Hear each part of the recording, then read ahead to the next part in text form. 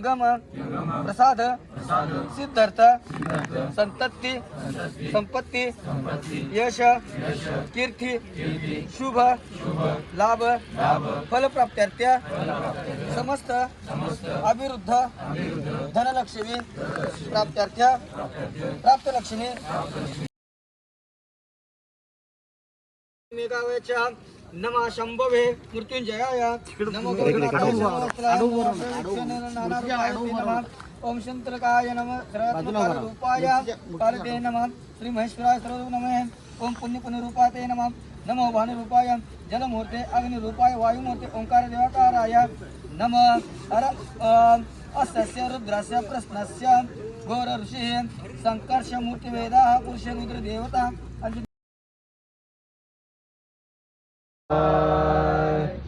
ओम नमः शिवाय ओम नमः शिवाय ओम नमः शिवाय ओम नमः शिवाय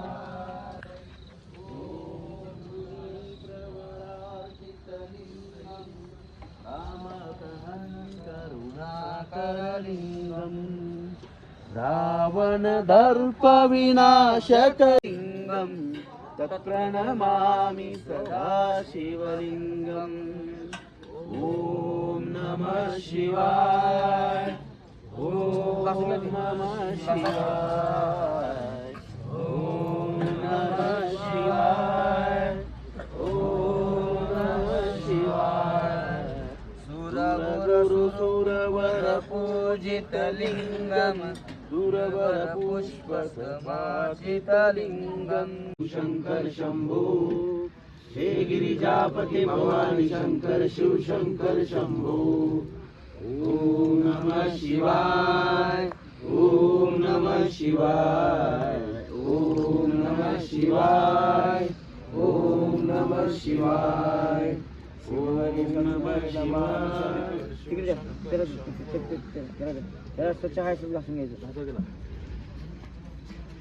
भगवान तुम्हारे चरणों में भक्ति भाव से आया हूँ भगवान तुम्हारे चरणों में भक्ति भाव से आया हूँ तुम्हें नहाने के लिए मैं निर्मल गंगा जल लाया हूँ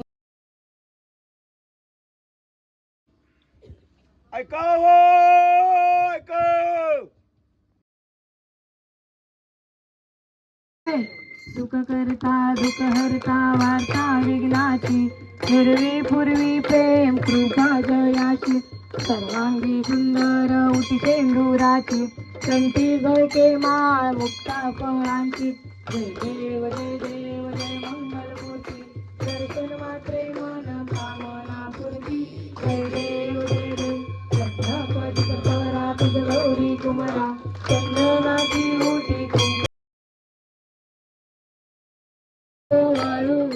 आरती आळू करणे ठेवून या माता शैली पेढे ग्रामी तू अवतरलासी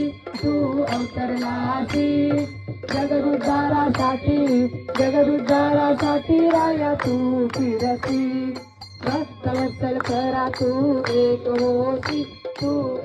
होसी म्हणून शरण आलो तुझे चरणाशी जय देव जय देव जय श्री स्वामी समर्था जय श्री स्वामी समर्था आरती ओ आळू करणे देऊन यात्रेला यायच्या अगोदर रविवारी माझी सगळी तयारी झाली होती पण अचानक पप्पांना सोमवारी कोल्हापूरमध्ये ऍडमिट केलं त्यांचं ऑपरेशन होतं पायाचं पप्पा म्हणजे रविवारी संध्याकाळी उद्या माझं ऑपरेशन आहे आणि तू काय निघाल्यास माझ्या जवळ इथे थांबायला कोणच नाही मग परत मी माझा निर्णय बदलला म्हणजे राहू दे महाराजांची इच्छा नसेल पदयात्रेला न्यायची त्यांचं ऑपरेशन झालं डॉक्टरांनी सांगितलं 5 दिवस ऍडमिट करायला लागेल पण त्यांना बुधवारी सकाळी डिस्चार्ज दिला परत मी गुरुवारी देवपूजा करत असताना महाराजांना एकच म्हणलं महाराज मला खूप मनापासून तुमच्या पदयात्रेला यायची इच्छा आहे मला माझी इच्छा पूर्ण करा घरातले सगळे म्हणत होते मागच्या वर्षी पायाला खूप जखमा झाल्या होत्या, तुला जमेल का, तुला हे सगळं सहन होईल का, तुला सहन होणार असलं तर तुझा. परत मी एकदा विनंती केली 4 वाजता.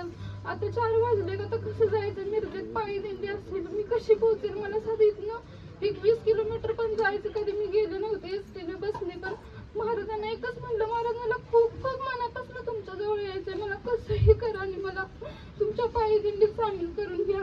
आणि मी रात्री 8 वाजता मिरजेत एकदम सुखरूप पोहोचले. एकदम म्हणजे मला एकच बस फक्त गडिंग्लज मध्ये दादा म्हणले आता इथनं बस नाही येते, तुम्हाला जयसिंगपूर मध्ये जायला लागेल आणि जयसिंगपूर मध्ये तुम्हाला परत मिरजेत बस मिळेल.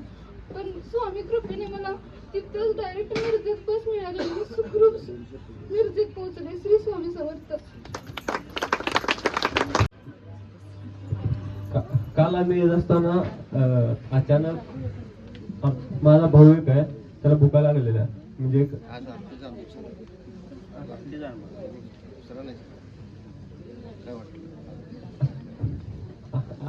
मी नुकतंच आंघोळ करून आत गेलतो आणि आज गुरुवार आहे आणि आरतीचा मान मिळाला, मला लय भारी वाटलं. आणि नाव पुकारल्या मी शर्ट घालत होतो, आज नाव पुकारल्या पडतच आलो आणि आरती मिळाली. स्वामी माझं भाग्यच आहे. बरं वाटलं मला.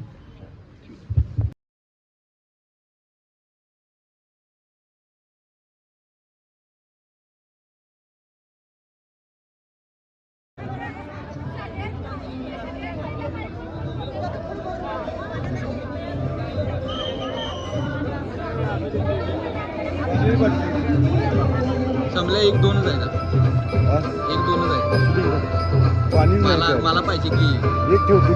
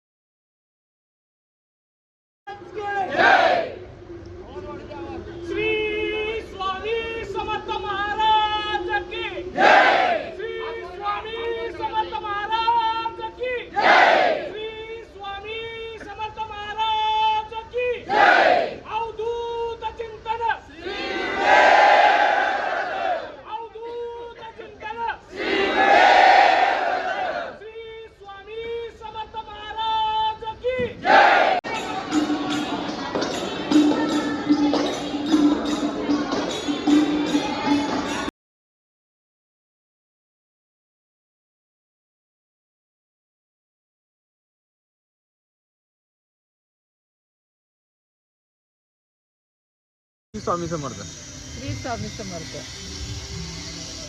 इच्छापूर्ती पदयात्रा, इच्छापूर्ती पदयात्रेचे हे माझे 2रे वर्ष. इच्छापूर्ती पदयात्रा अतिशय चांगल्या प्रकारे शिस्त, काळजी आणि संपूर्ण सेवेकरांची, स्वामी भक्तांची काळजी घेतली जाते. या पदयात्रेमध्ये नामस्मरण ग्रंथ, त्याच्यानंतर नामस्मरण यावर जास्त भर दिलं जातं. शिस्तीला जास्त महत्त्व आहे आणि हे शिस्त जे आहे ते खरोखरच स्वामींना आवडणारी शिस्त आहे. आणि ही जी पदयात्रा, इच्छापूर्ती पदयात्रा आहे, आपण जर एखादी गोष्ट मनामध्ये आणली आणि ही पदयात्रा जर केली तर खरोखर आपल्या इच्छेप्रमाणे त्या गोष्टी घडत असतात. आणि ह्या पदयात्रा जास्तीत जास्त तरुण वर्गाने करावी अशी माझी पूर्ण मनोमन इच्छा आहे. ह्या तरुण पिढी जर यामध्ये आली तर खरोखरच म्हणजे अतिशय आनंद त्यांना मिळेल आणि त्यांचं जे जीवन आहे ते सुरळीत अगदी चालण्यास आपले स्वामी मदत करतील. श्री स्वामी समर्थ. जय जय स्वामी समर्थ.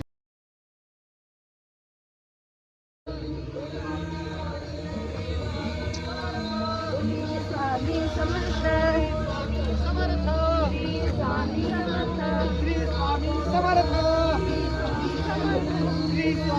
समर्थ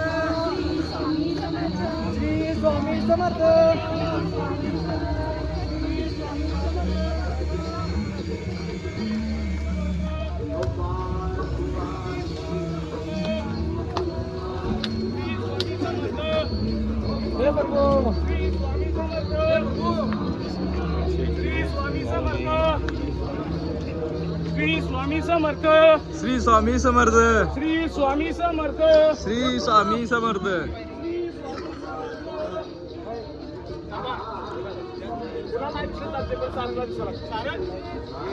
कुणाला नाही दिसत चालते पण सारंगच्या मोबाईल मध्ये आपण यायला लागते चित्र तर आपण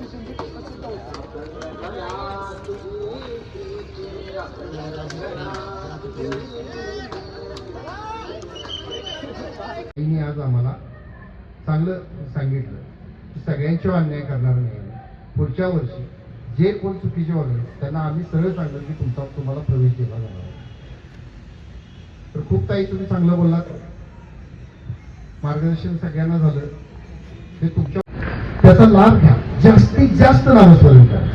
आणि आता हे झालं ना तुमचं जागा करणे की अशीच आहे तसंच आहे, हे सगळं एक दिवस तरी सोडून द्या. आणि एक दिवसासाठी तुम्ही आता जे 9 दिवस काय केले ते डोक्यातनं काढून टाका आणि एक दिवस फक्त महाराजांच्या नामस्मरणात राहा.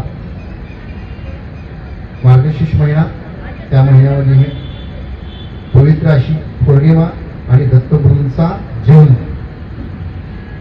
असा हा त्रिवेणी संगम आध्यात्मिक मधला. आणि याची ऊर्जा आता या ठिकाणी सगळ्याच ठिकाणी पृथ्वी तलावरती 1000 पटीनं आध्यात्मिक ऊर्जा कार्यरत असते. आणि ह्या ऊर्जेमध्ये आपण अक्कलकोटला चालू घेतले हे आपलं भाग्य. तर ह्याचा हे तुम्हाला माहित नाहीये, ते माहिती करून घ्या. दुसरा करतोय त्याला महत्व माहित नाही, पण ज्याला महत्व माहित आहे त्यांनी सातत्यानं नामस्मरण करावं. आमचंही नामस्मरण झालं पाहिजे. तुमच्याकडे लक्ष द्यायला नको. लक्षात आलं का? तुमच्याकडे लक्ष द्यायला लागणार नाही तेव्हा आमची पदयात्रा यशस्वी असेल मी म्हणतो. बरोबर वेळेत सगळे येतील, वेळेत बरोबर पोहोचतील, अशा पद्धतीने जेव्हा पदयात्रा होईल.